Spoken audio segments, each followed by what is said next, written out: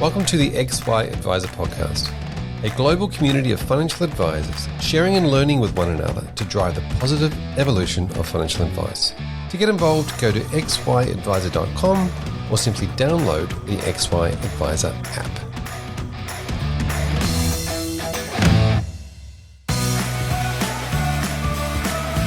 Hub24 is on a mission to empower advisors to deliver better financial futures for their clients. They are dedicated to customer service excellence and delivering innovative product solutions that create value for advisors and their clients.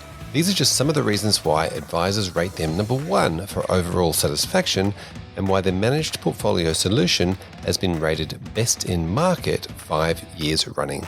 Hub24 believes nothing happens in isolation. So they're working together with advisors, licensees, and industry leaders to leverage their data and technology expertise to help solve key challenges in the delivery of financial advice, so more Australians can access cost-effective advice.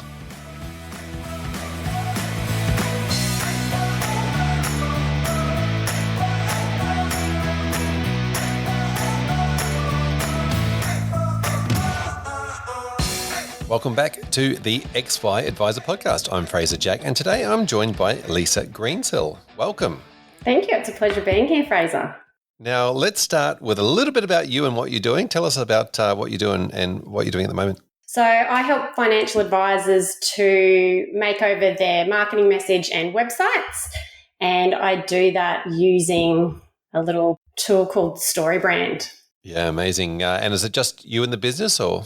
It is just me in the business. I work with contractors to help me execute on the strategy. Yep, wonderful. And this wonderful word that we hear every now and again called copy, which means words on a page or words on a website. Yeah, it does. So that's really the messaging is, I guess, another way of saying copy. It's how you bring your ideas to life on the page, on a website, in your marketing material. And what I'm all about is helping that copy speak directly to advisors' dream clients so they can attract the right people to their business. Yeah, amazing. Now tell us, let's go back in time. Tell us about your journey. Where did you start out and how did you end up here? So after doing the uni thing, business degree, I started out in marketing roles in the tech industry when it was boom, which was heaps of fun. And worked in Australia and over in the UK, did the backpacking thing, the working backpacking thing in the UK, and enjoyed the tech industry. But to be honest, I never really felt like it was my place because I didn't really understand the mechanics of it because it was so technical. When I got back to Australia, I got a job at AMP and doing in the licensee in the Queensland branch. And that's where I got to help lots of financial advisors across Queensland with their marketing. And as soon as I got there, and it might sound a little bit lame, but I just felt like I just loved it. I felt like I was in my place. All the advisors I got to work with were soul to the earth, and I just enjoyed working with them. And it was through working at AMP that my now husband, back then was just boyfriend, actually got advice from a financial planning practice, which, to be honest, we wouldn't be where we are today without that advice. But I ended up working for that financial planning practice, and they've gone on to be one of the biggest practices in AMP. And that was incredibly fun, and I learned a lot there. We ended up moving to the coast, had kids, and it was at that point that it was a bit hard to juggle the marketing role in a growing practice. So I decided to do my own thing and started freelancing, and then did that for many, many years. In 2020, so the kids were sort of more grown up. I had more headspace, over those years as they were growing up. I didn't really have a lot of headspace. I was very reactive with work. And in 2020, one of my clients actually introduced me to StoryBrand. And I was at this point, I was feeling a little lost in my career and I needed some direction because I thought the kids are older. It's now time. That's it. It's time for you, Lisa. It's time to invest in yourself. StoryBrand I just loved it straight away. So I went on and got certified. And then I've now gone on to launch a consulting business, which I did earlier this year. And it's been a whole lot more successful than I ever anticipated that it would be. So yeah, I feel like I'm incredibly blessed because I've found my thing. It's taken me a long time to find it, but but I found it, and I just love it because it lights me up, and I see how it lights my clients up when they sort of see how it all starts working. Brilliant. Yeah, that's an amazing story. And what I love about that, Lisa, is that you actually got financial advice. And like one of the huge benefits of people that have had financial advice is they understand the value that it adds to consumers and clients, and that ability to be able to say, well, actually, I did this thing, rather than I just say something, or you've actually lived it and experienced it. Yeah, well, absolutely. And early on in our relationship, so Carl and I weren't even married then. And so it got us on the same page around money, values, and like money's never been something that's caused friction because we're on the same page, we share the same values. But it was decisions back then that honestly, we wouldn't be living where we live, living our life. We wouldn't have been able to buy the block of land to build this house back then had we not had the advice. Yep. So I do believe in what financial advisors do. Yep. Now, tell me about this excitement around StoryBrand. You said it was only 2020 when you discovered upon it. Tell us a little bit about StoryBrand, what it is, and obviously you went on to become a coach in it. But let's just start with the basic framework. Yeah, so StoryBrand is a framework to help you build your marketing message and then go on to build your marketing collateral, like your content and your website. And for me, why I love it is because I'm a process person, but also creative. And to me, it brings those two things together because it takes something creative like writing copy, but it gives you a framework to do that. So the whole basis behind it is that our human brains are compelled to take action through story. So if you think about any kind of movie or book, there's always a similar type of way that works. So there's always like a hero that wants to achieve something, that encounters some problems. Usually someone helps them, comes along to help them. They make a plan and they go on to win the day, or maybe not, they go on to fail. And essentially that's what the StoryBrand framework is. It's a filter to tap into look at your business through the eyes of your dream clients and identify those things like the problems and aspirations of those clients.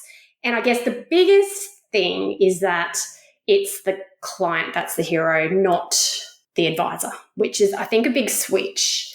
And Yes. That's a big aha moment that you usually see. And I guess it really watched a webinar with Carl Richards, and he talks about the advisors being the guide. And so it just works so perfectly in financial advice world. Yeah, absolutely. And having been through and I actually didn't read the book, but I got the audio book and listened to it about 4 times. It's just such a great piece of content. Now you mentioned there's a hero, there's often a villain, and there's a mentor and a guide or an oracle or whatever we want to call them in every single story. I just want to take this back to the first word story out of the StoryBrand conversation, because story and brand, and we introduced the advisor's brand into this, but take us back through that journey that you mentioned where a lot of stories are based on it. And again, we can go back through many different famous movies or great books or great stories, and we'll be able to see this pattern. Take us through that pattern. Yeah, so if we look at a typical story, and I'm going to do this as the actual 7-part framework so you can see how it works. So the 7-part framework, the StoryBrand 7-part framework starts with a character. So for advisors, that character is the client and they want to achieve something. So in a movie, that would be the main character of the story. So, in a Bond movie, that's James Bond. Yeah. So this is generally the main character of a movie or a story, and being set out in any particular story, there is this person is at this position and they want to get to this or do something or achieve or overcome something. Yeah, they want to achieve something, and it's pretty much how every single story, movie, book starts. Is always a main character. So it's always thinking, who is that main character? So there's a bit of a piece before doing this, which I can talk about later, and that is identifying who your dream clients actually are. which is the piece that StoryBrand doesn't quite do. So once you've done that and you know who your dream clients are, the people you really want to attract to your business, you then identify what are they trying to achieve. And this one is actually probably one of the hardest. So sometimes you can, when you're developing this framework, you might come back to this because the next bit is actually the bit that the problems. So this character has something they want to achieve, and there's always barriers, challenges, problems getting in their way to achieve that. So if we take that for a financial advisor, it's identifying what are the problems that people are having as it relates to financial advice. So this is, once you start getting advisors talking, this is where the real gold is, because this is where, and they start off usually with broad sayings, and then I'm like, no, really, what's their problem? They're worrying that they're not going to be able to help their kids buy a house, or they're worried their kids won't afford to buy the house. They don't know how much they're going to need to retire. They are supporting their kids, so they don't have much cash flow. Like you need to be specific about those problems. Yeah, and then when you mention that, you say the word worried. Is it often an emotion? Is it like, my problem is an emotional problem, or is it often a tangible? So both. So there's it breaks up into external problems. So the actual problem and how does that problem make you feel? So it's like, what's the problem? The kids aren't going to be able to afford to buy a house because the housing market's too expensive. How does that make you feel? That makes you feel worried. Or our money's all over the place. We've got no plan, no structure. How does that make you feel? Overwhelmed. So it's like the problem, and there's an external problem, and then there's a internal problem, how that makes you feel. Yeah, I think there's the understanding that both of those things are important, but you add them together and they make up the whole. Yeah, and they help you visualize. Like, I think this whole process helps you create a visual picture in your mind. And it seems so obvious when you get to the end of it and you see it on a page and you go, oh, that seems so obvious. And I guess because I do it all the time, it seems so obvious. But when you see the aha moments with advisors, it's like very rewarding. Excellent. So that's the first part of it, to understand who they are, who the dream clients are, and then understanding that they're the hero of this particular journey or story that we're about to tell, and then looking at what those pain points are, the emotional and the internal, external problems. Yeah, that's right. And then then comes along the guide. So this guide, and there's two parts to that. The guide can empathise with the character's problems and main things like, empathise. We understand that, the Australian super system is complicated, complex. And then that's at that point where they can then show their authority as to why they're the right people to help them solve their problems and help them achieve what they want to achieve. But that is really the little part, and we call that authority. It's, that's the part where, you talk about your experience, your expertise, you have your logos around your awards and things like that. That's really the only part of this where you talk about yourself. So that's a big shift, because I guess when you go to a lot of advisors' websites, it's very much about them, why we're so amazing to help you, whereas you need to flip it. It needs to pretty much be all about the client. It's a really interesting part, isn't it? From if something is about me, then I'm much more likely to engage with it. Like, I'm thinking about a website here. If it's kind of just referring to me all the time, I kind of feel like I have a bit more like and trust to this site than I do if it's talking about something else. Yeah, well, I guess as humans, as much as we don't like to admit it, we're inherently selfish, right? So we want to know, we're getting bombarded with thousands of messages a day. So we want to know, and this is StoryBrand language, but how businesses or services can help us survive and thrive. So how are businesses going to help me make my life better, easier, make me more money? And you need to tell them that as quickly as possible, because they need to conserve calories doing that, because we just don't have time to process and guess and, work out cryptic messaging. Like, you just got to be really clear, like literally punch people in the face with what you're trying to say and how you help them. And if you think about it and you think about yourself, when you go, our attention span's so small as well. Like, you you need to grab people's attention really quickly. And it is all about tell them how you can make them survive and thrive and do it in the quickest way possible to help them conserve calories. Yeah, I love the way you say conserve calories, because you're right. Thinking takes a lot of energy. Yeah, it totally does. And it's also like you don't have time to kind of try to work things out. Like if in a lot of cases, advisors do get their businesses based on referrals. So, but I would say, anytime I'm referred to someone, this is what I do. I go and Google them, check out their Google reviews, and then I will go on their website. And I'm super judgy, so if they've got a crappy website, I'll judge their business on that, just like I would judge if their office looked sloppy, messy, dated. It's sort of this. It's the same thing. Yeah, it's definitely, the website is definitely the first point of contact before people reach out and say hello. So I'm assuming, obviously, here in the scenario here, we're talking about the advisor being the oracle or the guide. Mm-hmm. And as you mentioned, there is, you need to show empathy, but also show authority. Is there anything else the advisor needs to do in that space? This is where they could also use things like case studies, testimonials, things that show,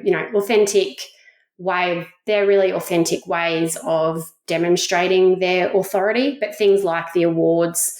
And, that's really a place to talk about the experience, number of years they've been in the industry. But case studies, at the very least, testimonials, because I know sometimes case studies, if you just, they're a bit hard, they're a bit more juicy to create, but testimonials that are authentic testimonials always help. So that's very much around the who are we, yes. And, what have we done before? But what about the how? How do we actually help? Yeah, so that's where we introduce, in that story as well, you can talk about how you help, but also what I missed talking about there was also the why. I think that it's really important that you get your why you do what you do in that when you're trying to build your authority, because I think people want to understand why you got into doing financial advice in the first place. And if there's a story to tell behind that, that always helps to build connection. But in terms of what they do, what you need to do is make it easy for people to see how easy it is to work with you. So that's where the guide gives them a plan. So I'm just referring back to the Story Brand 7-part framework here. So at this point, the character has problems. The guide comes along, tells them, we understand, we empathise, we're the right people to help you, and this is how we're going to do it. And this isn't where you show your entire end-to-end process. This is where you break it up into 3, maximum 4 steps. How do people engage with your business? And that's literally what's the first thing people need to do to engage with your business. And don't make it confusing. Like in terms of a website, it's, schedule a call, book a Zoom meeting. Like what's the first thing people have to do to engage with you? Make it obvious. Don't make it and use it throughout the site so people know if I want to work with you, this is what I do. The next thing is tell them what you're going to do, wrap up everything you do, which is hard, and put it into the next step, which, for a financial advisor, it's usually make a plan, we create a strategy.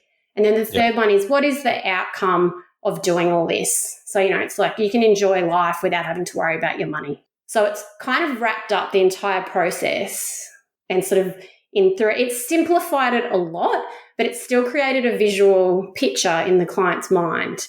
And if you put an entire process, like I know, and you can, if you really want to, on your about page, but say on your homepage, and you put that entire process, people just could, if they're new to financial advice, it could scare them away. Yeah, it's an interesting one, isn't it? Because when I think about nice 3 easy step process, we sit with you, we get all, we get to know you, then we go away and we create strategies and make recommendations, and then we put all that in place, and then we help you manage it ongoing. It might be like that simple. That's a simple thing, but then if we simplify it too much, is there a concern in some of the people that you work with head that, if it's so simple, can I charge a lot of money for it? No, I don't find that, because behind this, this is a marketing tool to help people engage with you. So then once they engage with the business, that's where they demonstrate their value. So really what you're doing in a marketing perspective is piquing people's interest. It's at that awareness stage, and it's building enough trust and authority that people will go on to contact you. So then you can, prove your value there. Yeah, we're understanding that where we are in the cycle of purchasing or the cycle of decision making, we're really at that very first part where we're going, oh, yeah, no, it's easy for me to keep going. There is no hurdles or obstacles in the way. I don't have to think too much. It's very simple and clear. That's exactly right. Like, this isn't going to be hard, and it's what we're trying to do is get people to contact us. That's the whole thing. I mean, because that's the first part of, once you get an advisor on the phone, that's where they're going to engage with people at a more personal level. But this is trying to get them to take action to contact you. Yep.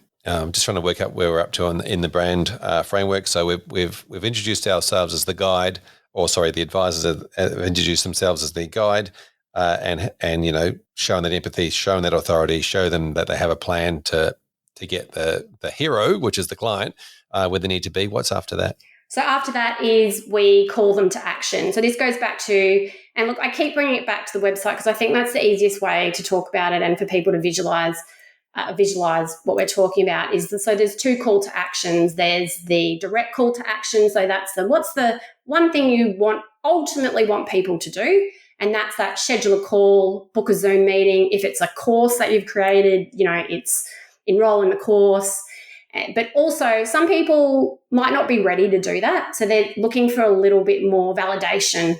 So that's where we introduce in Story Brand Talk the transitional call to action, which is like, your lead generating PDF, like your, the checklist, or an ebook around, one advisor I worked with, he's done a cash flow playbook, which talks about his signature cash flow framework and teaches people about that.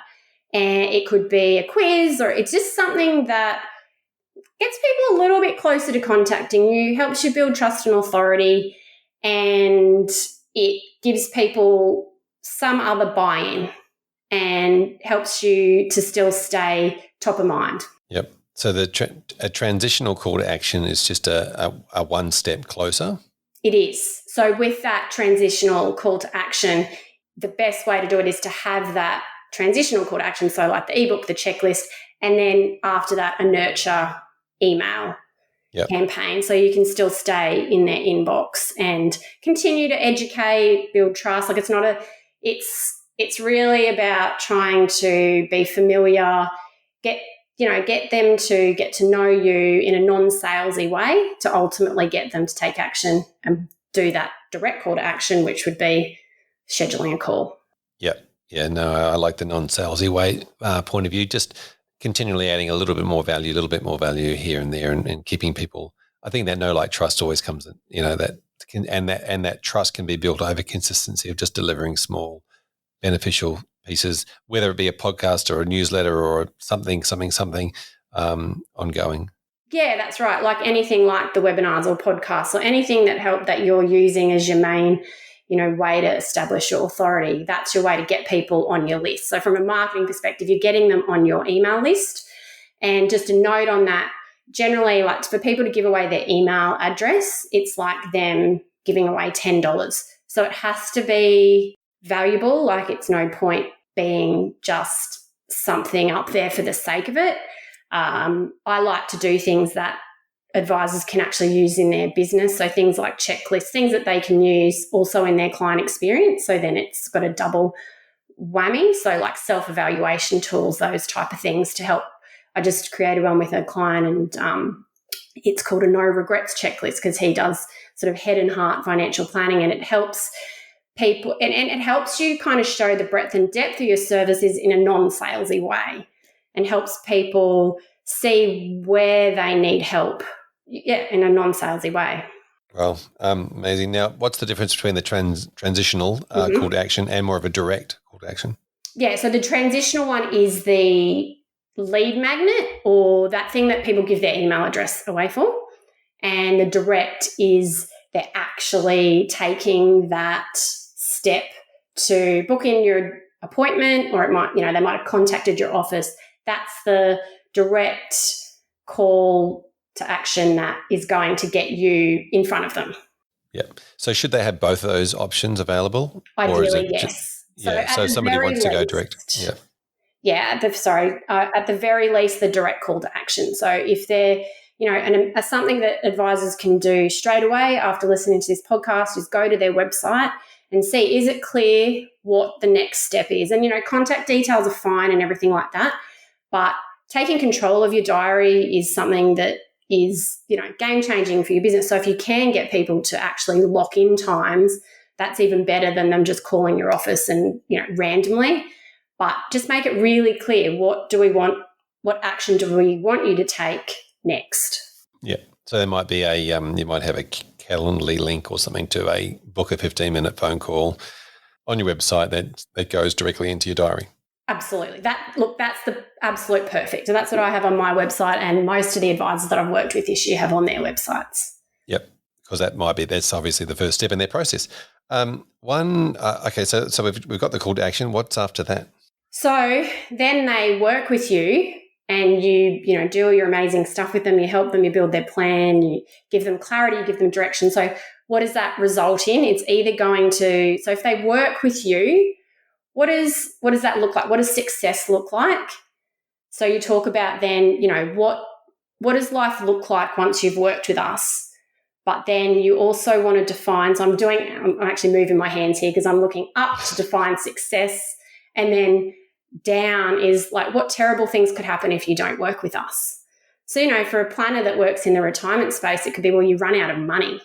You grey divorce, you end up divorced because you're arguing about money. And it's really getting down to the not trying to, and try to be as specific as possible. And this is why if you, before you do this process, identify your dream clients, this is a whole lot more effective, because the clearer and you can be, and more specific you can be, the easier it's going to be to connect with people through your marketing, because it'll speak directly to them.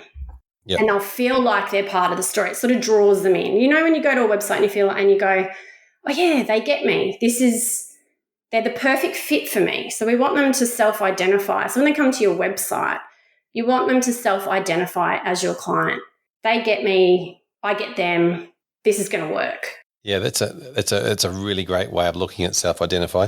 I just want to go back to this this outcomes-based directional conversations where you're saying, okay, so there's two direct, maybe you fork in the road or that sort of thing where if you do work with us, you could end up like this.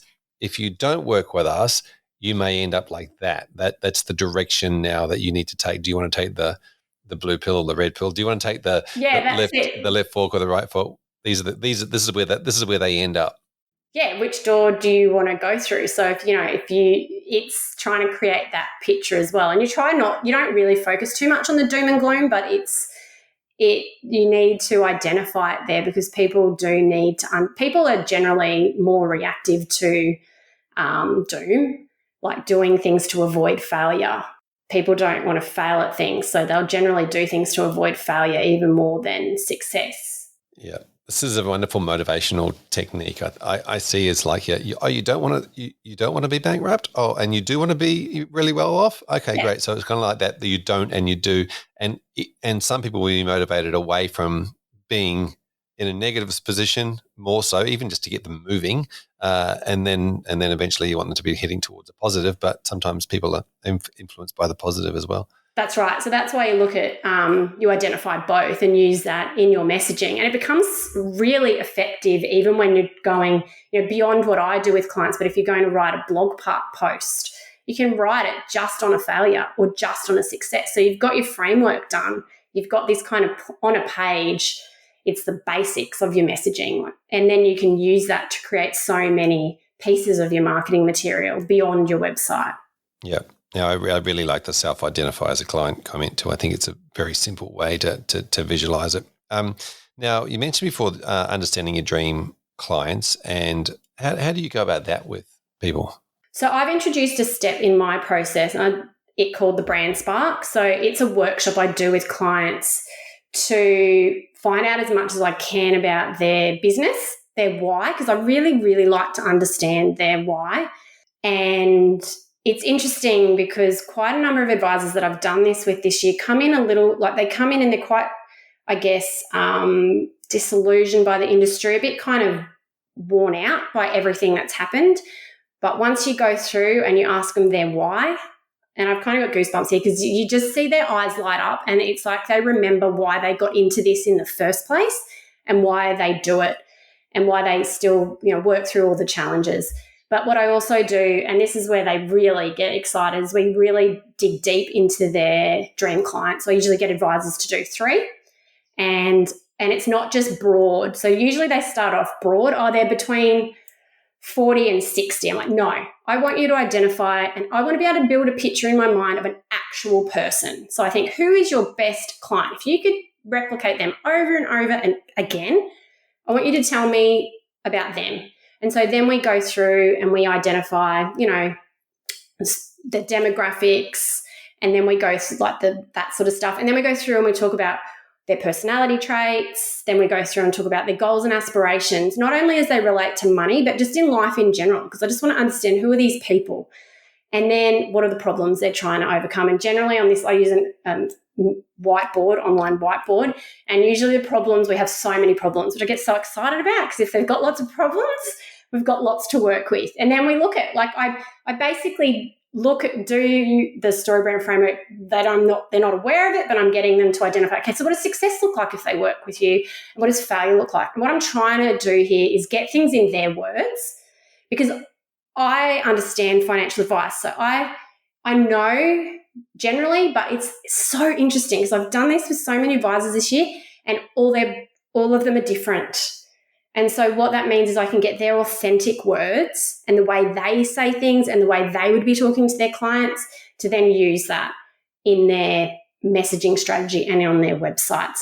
So it's digging deep into those dream clients. And so then what you end up with is, I have a really clear picture, because then whenever you create marketing or anything, you should write it to one person. So what I'm trying to do is then with those create this, one person that we're trying to speak to. So They feel like they're part of the story. I love the one person avatar. Give it a name, give it a personality, so you can absolutely relate to it. And I love the way you mentioned that when you're working with advisors, you're looking for their words to provide that authenticity. When a client walks into the office, they go, oh, I recognize that from the language on the website. I'm glad you said that, because it's true. It's no point you go to lots of advisors' websites and they might look fancy and wonderful. They've got all these moving things and they sound super corporate. And then they walk into the office and they're not. They're really like laid back and humble, and they're colloquial in their language, and it's a mismatch. So what you want to feel like is when that person, by the time that person takes that action to contact you, they feel like they already know you and there's no surprises. Yeah. And you're right. There are a lot of, you mentioned the word corporate-y. There are a lot of corporate-y. I think a lot of people think that their website, that the professional sounding or the professional, text is the way to go to start with. And of course, that's probably the worst thing they can do. Yeah, I think you just need to be authentic. And it's not even about, and I used to get caught up on this, so I totally get it. You're trying to use fancy words to look impressive. It's not about that. It's actually being clear, just clear. Because if you confuse, you lose, and that's just something we say in like story brand land. It needs to just be clear. It doesn't need to be cute or clever. Like people don't have time to decipher cute and clever messages. Like it needs to just, what do we do? How do we do it? How are you going to make my life better? Yep. Now, the other thing is that I see with this is the length of the information that's on there. Often there is just so much information on websites, and they're filled with long paragraphs of text. Tell us about the amount of information and the length of. Yeah, so it's clutter.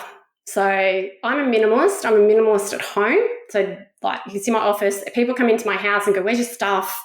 But I can't deal with clutter. It hurts my head. So it's the same that goes for a website.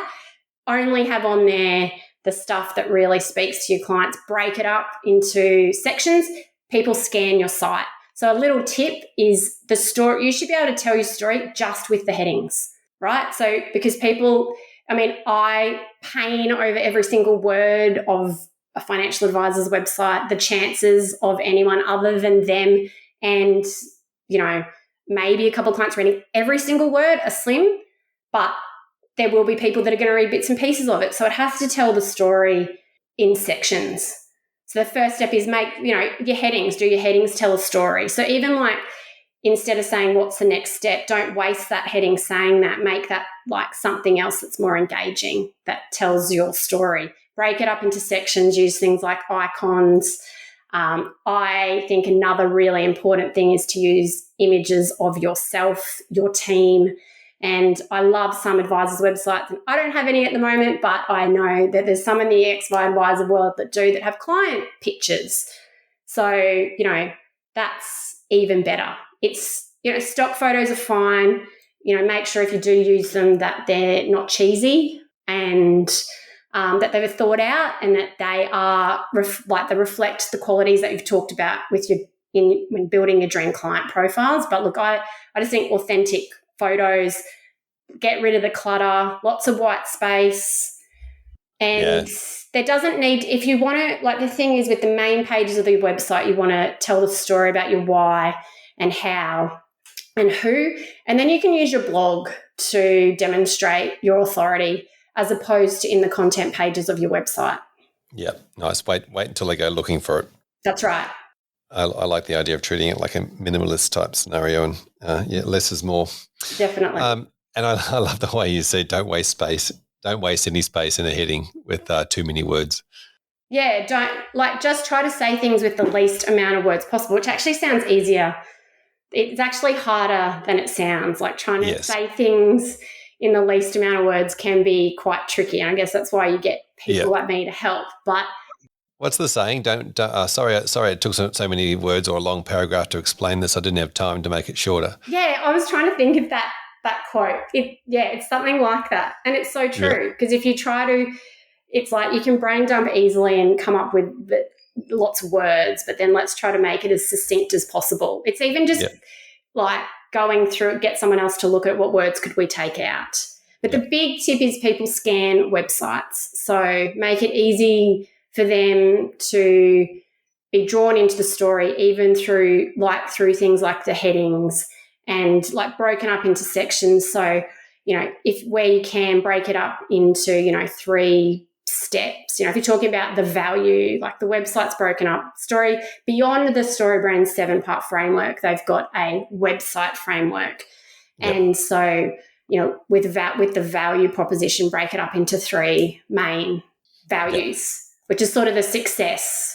The 3 main successes. Yep. Now, what are some of the mistakes you see advisors making? Yeah, so I guess their websites are cluttered, full of industry jargon, financial terms, and they speak to everybody, which basically means they speak to nobody. So it's just written to a really broad audience. So you'll, had a brand spark with someone and going to their website, I thought they basically dealt with everyone. Turns out they actually just dealt with retirees. So their website should have, and it will soon because we're working on it. But basically, that's the main thing. They're cluttered. They're not reflective. They're not reflecting the business. There's no images of the business. All these businesses are amazing and their websites just don't seem to reflect that. The other thing is I see advisors waste money on random acts of marketing or, the latest shiny object.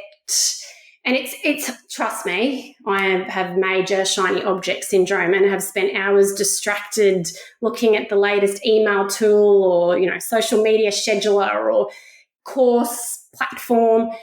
The thing is, and that all that stuff is great, but you need to have the foundation in place because otherwise what's the point in driving traffic to your website? And, you see people, I had a client come to me and like, we've been spending money on Google ads and social media marketing. It's not working. So the reason is because when people were landing on their website, it wasn't reflecting what they actually did or who they actually were helping. So you need to get that right first. You need to and it's the strategy. And I guess it's like advisors. They have a strategy behind what they do for their clients. It's the same with marketing. You need a strategy. You can't manage your money without a strategy. It's the same with marketing. You just can't get success out of your marketing without the strategy and the foundation in place, which is, if you look at it, the message strategy and the website is really the center of the marketing universe today. Yep. Center of the marketing universe. I love it. Well, I love the yeah. random acts of marketing too. I think I'm pretty guilty of that. Random acts of LinkedIn posting. Uh, Yeah, and and I look, really it like, can work. It can work for people, but the experience that I've seen is that it doesn't, and it just means that they're wasting money. They get really frustrated, and they're not getting the results that they want. yeah. And I resonate with the speak to one person, not to everybody. I think in the past I was saying something the other day that, the location used to be the niche, like, oh, we were in this location in this suburb, used to be the niche. And now with websites becoming the shop front, it's not about where you are in necessarily. It's about exactly the niche is more around the person, not the location. Correct. And I guess but today with technology, you don't really have to be the local financial advisor. Although, even if you are, and there's still advisors, look, people still like to work with people that are local. But it's still really important that your website reflects exactly what you do. So this advisor that I was working with, he is a local advisor, just wants to work with local people, but he really wants to work with retirees. His website didn't reflect that. So how many people was he missing out on that went to the website and went, well, they're not really the right fit because they don't actually specialize. So it's just, the website, whether you're providing online advice or local advice, it's still an online shop front that needs to reflect your business. Yep. Are there any other mistakes you see advisors making?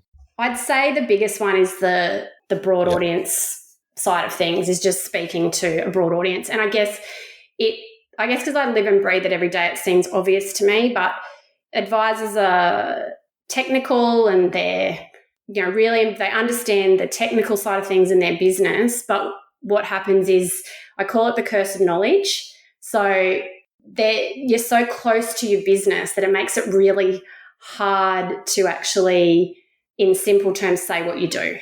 So this is I talk about helping advisors overcome the curse of knowledge, because it's kind of tapping all that brilliance out of their brain and then simplifying it. It's actually really hard for you to do that yourself. Yeah, it's the same way as if an advisor's explaining a strategy or a product to somebody, and they go into all the detail and completely lose people. Yeah, well, I mean, I guess I didn't even think of that, but they could actually use the story brand framework when they're explaining advice, because at the end of the day, their advice is helping people solve a problem. Yeah, there's a whole new episode we can get into. When you mentioned earlier that you're a certified story brand coach, what does that mean? So there's across the world, there's a few hundred certified story brand guides that we did intensive training with the story brand team in the US. So I did it virtually because it was during coronavirus, and did that with Donald Miller, JJ, Cooler. So if anyone knows about story brand that's listening to this, they will know who those people are. So Donald Miller is the person that started StoryBrand. So we did intensive training to become certified, and we've got ongoing training resources, and we're licensed to use the framework. So technically, other marketing people aren't licensed to use the framework. They certainly probably do use it, because pretty much every marketing person I speak to is aware of StoryBrand and say they use it with their clients, but they're not licensed to use it to the level that I use it with clients. Yep. And so tell us a little bit about that, how you work with financial advisors. Okay, so I mentioned the Brand Spark. So the Brand Spark is the first part of my process. So that's the workshop where we find out about their business, their dream clients, and I work out, where we can position them. So the strategy, and I provide them with the 7-part framework for their marketing message. That can stand alone, like people can just do the Brand Spark on its own. As part of that, I'll also identify, what are the next steps to take this message strategy and bring it to life on your website through a transitional call to action, so a lead magnet and nurture emails. And then I've got packages on my website as to where they might fall into. So then I basically bring their message to life on their website, lead magnet, nurture email. So then they've got the foundation in place for everything else they want to do in marketing going forward. Yeah. And then that's a process, probably they've already got a website, which is just then updating the copy on it. Yeah. So that's I've got different services. So one of the services is if you've got an existing website or you've got an existing web developer, then I can help you, rejig the wording on your website. Yeah. So it's kind of more like not just a teaching, but a doing. It's process. Definitely execution as well, which is what, I've got a client in Canada and he said he'd worked with coaches before, but they didn't execute. So I execute, that's my background, and I basically try to take everything off the advisor's plate and make it happen. And then what they end up with is, a website they're proud of that works for them, not against them, which I think, it's hard to measure a website working against you, but if you look at your website and think, if someone's referred to me and they land on this website, is it representing me the best way possible? And if it's not, then it needs work, because it's really, It should be selling for you 24/7. Yeah, you're pushing into a headwind, I guess, if it's not working for you. That's right. So how does your business evolve from here? Like what are your plans for the future? Are you looking at growing or are you still going to be I'm same size? Going to continue being predominantly me, because I just want to work with a small number of clients on intensive projects. So my projects now are going to be sort of an intensive model. So advisors will get, my service. I'll work with one client at a time. And so in a month, under a month, they'll have all of this done. So, we don't go back and forth. So I'm building some, really efficient processes in the background in conjunction with another coaching course, another coach I'm working with. So the process is really efficient for advisors. I want to do more brand sparks with advisors, whether they move on to projects, because I really believe that's where they get aha moments, and it just gives them a lot of clarity around who they are, why they do what they do, and the clients they want to work with. And I did one yesterday, and I love it. It energizes me. I can see so much value in that process.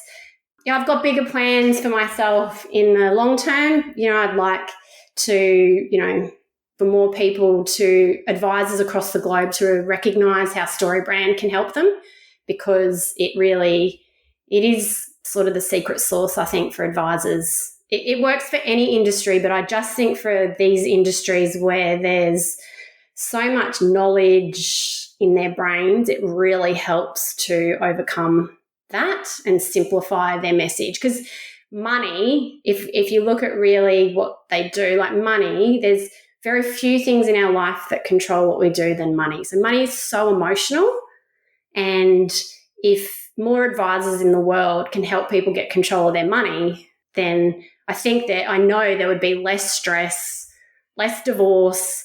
It's like a bigger thing than, just their website. Like what they do is they make incredible difference to people's lives, because it all comes back to money, regardless of whether retirement planners or millennial planners. If people can have control of their money, have direction and clarity, it honestly changes their life. Yeah, well said. Absolutely, couldn't agree more.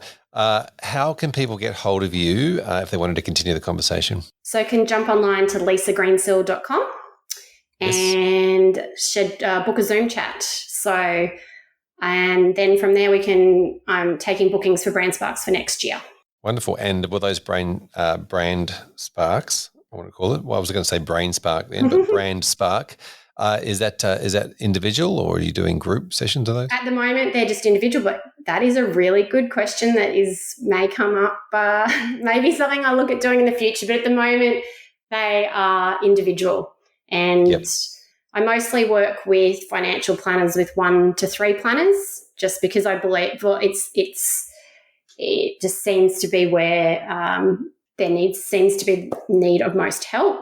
And I find it's you can build a really authentic voice for a practice of that size. Yeah, fantastic.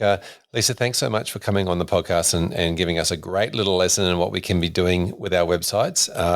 And I really hope some people reach out to you and take this a little bit further. I'd love to see the majority. There's plenty of websites out there that from financial advisors that you look at, and they're all in corporate speak, and they, as we sort of mentioned before, they're creating headwinds for advisors just by being there. Thank you so much. Really appreciate it. Thanks, Fraser. Thanks for the opportunity to chat.